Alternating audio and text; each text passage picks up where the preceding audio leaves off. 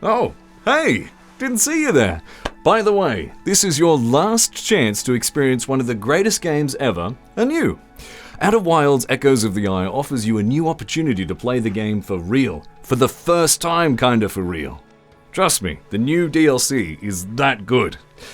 Now, with the spoiler review out of the way, thingy-middabob? Ooh. Welcome to the Halloween video. And remember, you'll regret not playing this. Alright, so DLCs, you've probably heard of them. Mr. DLC was pretty good back in the day during his expansion pack phase. He was spittin' fire, frankly, back then. He occasionally busts out a classic here and there, but Mr. DLC really feels like he's only in it for the money nowadays. He's a bit washed up, you know? If he's not releasing singles and then stacking them on top of each other instead of just releasing an album like a normal person, then he's doing pre-order bonuses. Don't want a burst pistol, a couple stim packs, and a little gun jingler. What's next, 50,000 silver, Mr. Shadow Legends? It's hard to say DLCs get a good rap anymore. If a company's not riding on their laurels trying to sell ice to Eskimos, then they're trying to sell you holy shit, battle passes and all this other amazing shit, and oh my god, cool guy with tattoos, new gun skin, oh!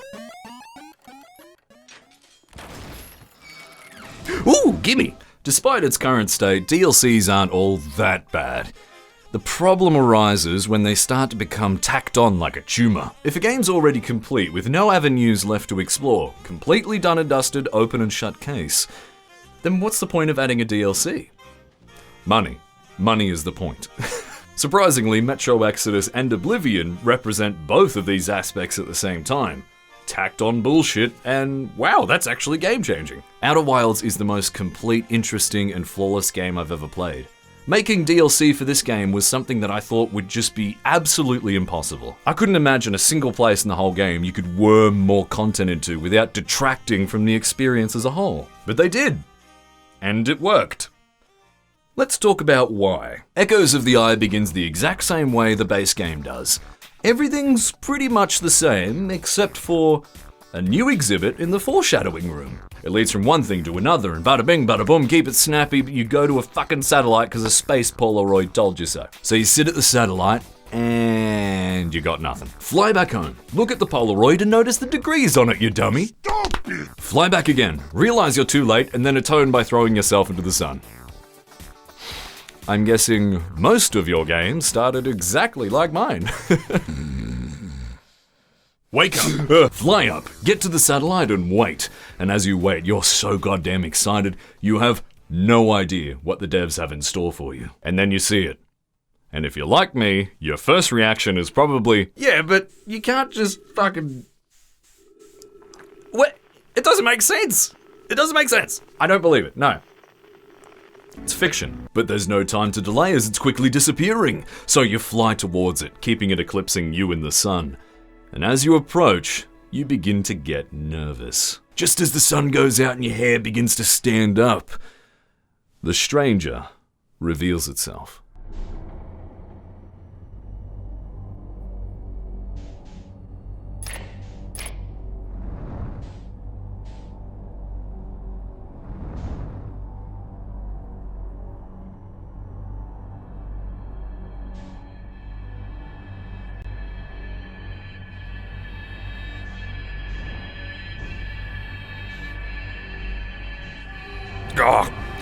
It's a little spooky. You cautiously T-bone your ship and then head inside. And as you go in, you complete a puzzle using light. And when you're done, you enter a room. Inside the room, you see a console. You approach it. And then...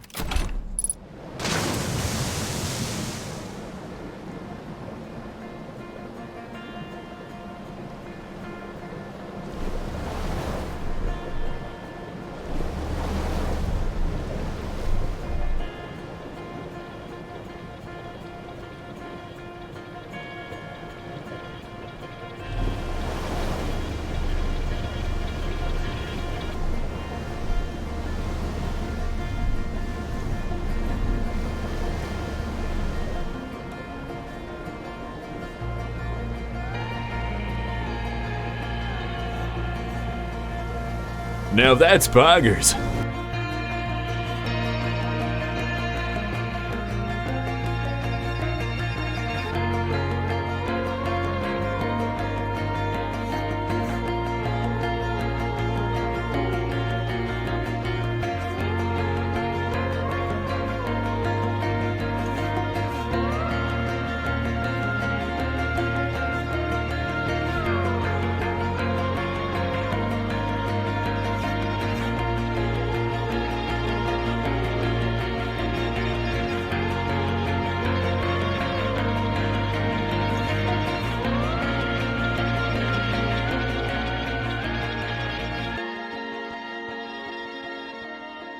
This reveal is stunning in every sense of the word. The beautiful visuals and the timbercore aesthetics are back again. The beautiful, gorgeous music adds a depth and tone to the whole river rafting ride that you weren't expecting to be inside this grand ring world. It's just like I said in the previous review, it's a game of intertwined extremes that are better than the sum of its parts. Horrifying reveal followed by a jaw-dropping unveiling. How does Mobius Games do it? How? Please. I need to know. Inside the ring world, you'll use the raft to get around and explore these dwellings in the ghost town. Village. Spaceship. What is this?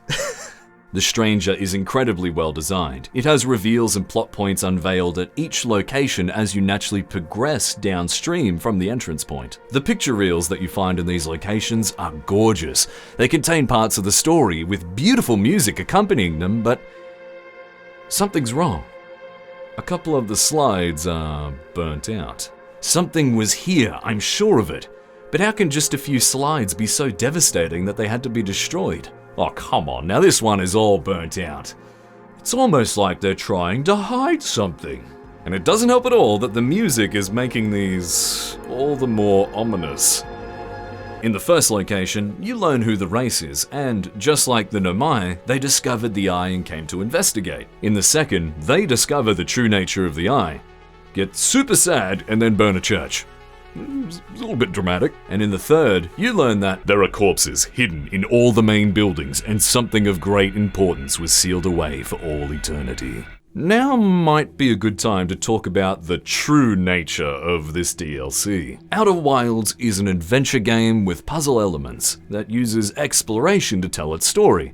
At times, though, it can be pretty spooky and unsettling. But the DLC...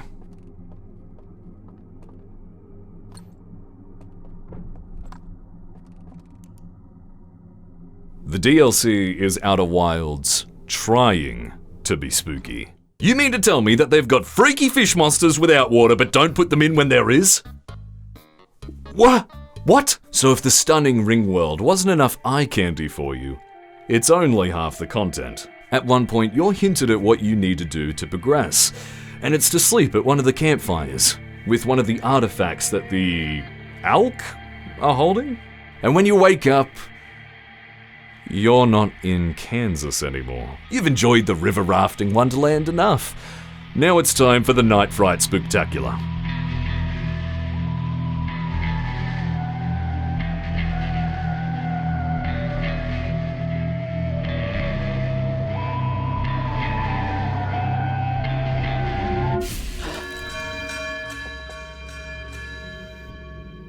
This foreign land is haunting, a place of perpetual night with new mechanics all based around light and perspective. New music bringing up the rear leaves you constantly on edge, and the ambient noises aren't exactly helping either.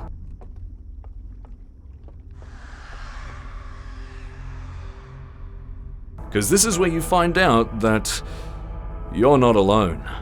The Stranger's inhabitants are here, and they've been here for a very, very long time. They seem pitiable though. Something's wrong. You know something's wrong. You have most of the pieces to the puzzle, but you're just not sure how they fit together yet. They're playing their sad music and looking at reels of their homeland.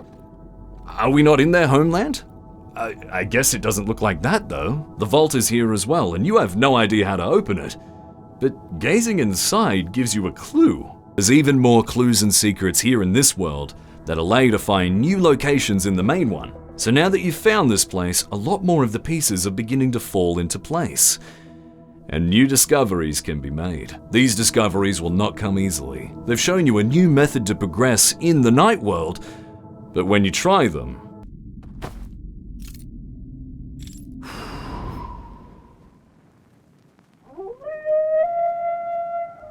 oh, so now it's a horror game.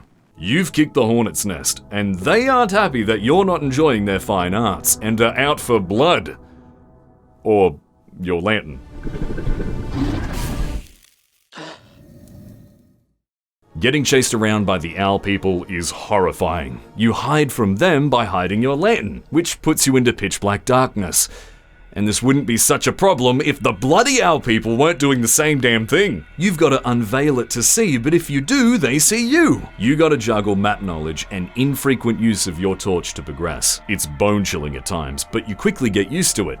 And, thankfully, the horror elements really don't overstay their welcome. They're short, sweet, and thankfully for me, as a scaredy cat, that is a really good thing. Once you've given them the dupe at each of the main locations, you get some new answers, and their melancholy really starts to make some sense. Turns out, they're sad because they destroyed their homeland to get here. Turns out this reality is simulated, and it's also revealed that they hid the eye away, sealed it away from anyone forever, so that it could never activate and restart the universe. That's why it was so hard to find in the main game. It all makes so much sense now. They heard promise of discovery and destroyed their paradise to go there. Terrified by the eye's true purpose, they built a device to hide it away forever. And in their regret, they built a simulated version of their old paradise, but it could never be the same. They've been here for thousands and thousands of years, mourning in perpetuity, knowing only stagnation and loss. It's no wonder they get pissed off when you disturb them. They can't leave either. If you die whilst holding the lantern near a fire, you enter the system. And if your flame goes out when you're inside, you don't have a body to return to. You're dead. Fuck. That's what those screams were earlier, when the dam broke and totally just demolished one of those houses. It extinguished their flames. These reveals aren't all we find here. We find a couple glitches in the system that makes life a little easier down there, but I'd still say this is an open and shut case, right? There's nothing left to explore, is there? The Nemesis probe found the eye of the universe in the main game, despite their efforts. They're just strangers at this point, sitting in a hollow world of endless remorse, orbiting our solar system. So how on earth does the vault fit into all this? Using the glitches to complete the final puzzle and game-ending yourself on the fire, you unlock the vault. After traveling through a couple eerie compartments, this happens.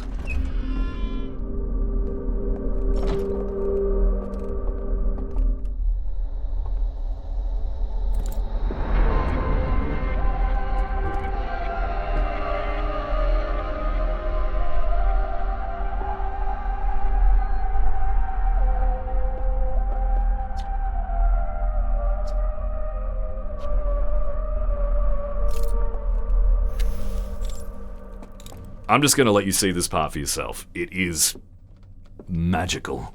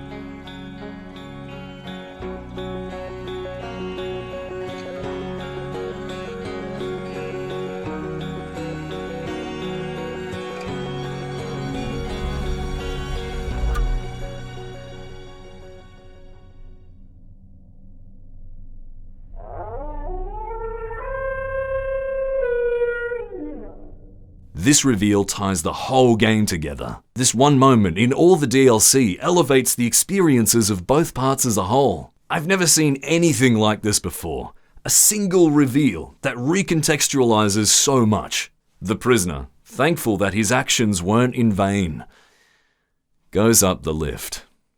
And when you follow after him, you find only his torch remaining. And this plays when you walk up to it.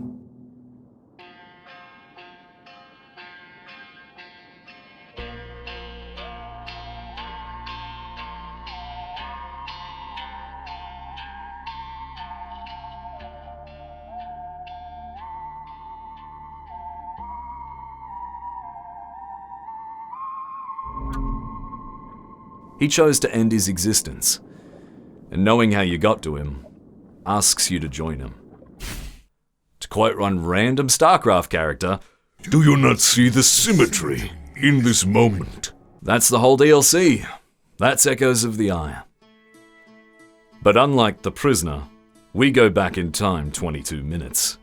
And we still have a game to finish. Going through the ending like normal, you eventually arrive at the final part, where you assemble the travelers. With you and your companions, you'll build the next universe, based on the experiences of everyone present. But there's one new signal, and it's playing a tune you're not familiar with. After you seek him out, you find the prisoner's instrument. And then you see him standing away from everyone at the fireplace. Like the stranger itself, the prisoner isn't a part of your system. Just as it sits away in self-isolation, so too does the prisoner, unable or unwilling to join the rest of the celestial bodies or the travelers that represent them. Just like how you forced your way into their lives and brought new flame to their plight, you do so too for the prisoner. Through the prisoners and your own actions, you've given the stranger's inhabitants a chance at redemption. You bring them back into the light, just like you did with the prisoner, by having him join you when you shape the next universe. Just like the DLC itself, their addition isn't unwelcome, but rather creates new profundity and adds to this already beautiful story. The prisoner's new music adds a somber and dreadful, bleak tone that elevates the original music beyond what it once was and grants it a depth that wasn't there. The DLC and the world it unveils changes Outer Wilds for the better in every conceivable way, just as the prisoner and his people change the ending in turn. This is truly art, and I can safely say that there is nothing like Outer Wilds. But there is one last little cool thing I found. Did you know that if you go to the reservoir at nighttime and you place your torch down, you walk away from it, and you look out in this direction, you'll see a cat resting on a rock, grabbing your lantern and running back to it and pointing it at that rock reveals a comet in the distance, and a little murmur happens as a candle is lit. And at the very end of the game, there's a part where one of the developers thanks his pet cat Comet. I love it. Shit like that just makes a game, I tell you. By the way, bonus topic. Since I'm a bad writer and I have no idea where to put this part in the video, I'm just gonna put it here at the end. The music for this game is unlike anything I've heard in gaming before. It takes the original's music and twists it in this dreadful, sad way that makes it better than before. The main theme gets this foreboding remaster. And not just that, the river, the Echoes of the Eye, the Eternal Halls, they're all so good. The music in this DLC is worth listening to on its own. Go listen to it now. You're already listening to it, you might as well. Each song has a purpose, and they're all used perfectly within the game. I love this game so much. There is nothing like it. It really is my favorite. I could gush about it all day. If you've never played it before, and you're interested after watching this, you're welcome to hate my guts for spoiling it all. Hey, I'll cop that. This is the one game I'll cop that for. But yeah, that's this review. If you like it, like it. If you want to subscribe, subscribe. I do this shit all the time. I don't know, share it if you really like it. I'm not gonna beg you. Please, please, please. And by the way, before you even ask, I'm not even gonna look at the endings that don't have him in it. That's cruel. I don't even care what they are. There is one ending.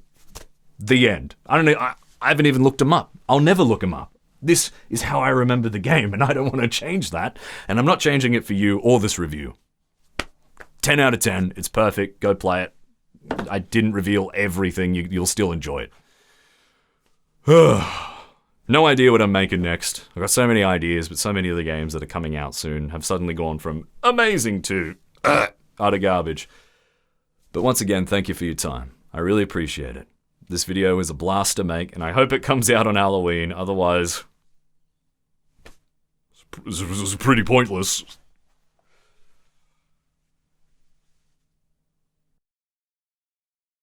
Ah, that's a little spooky.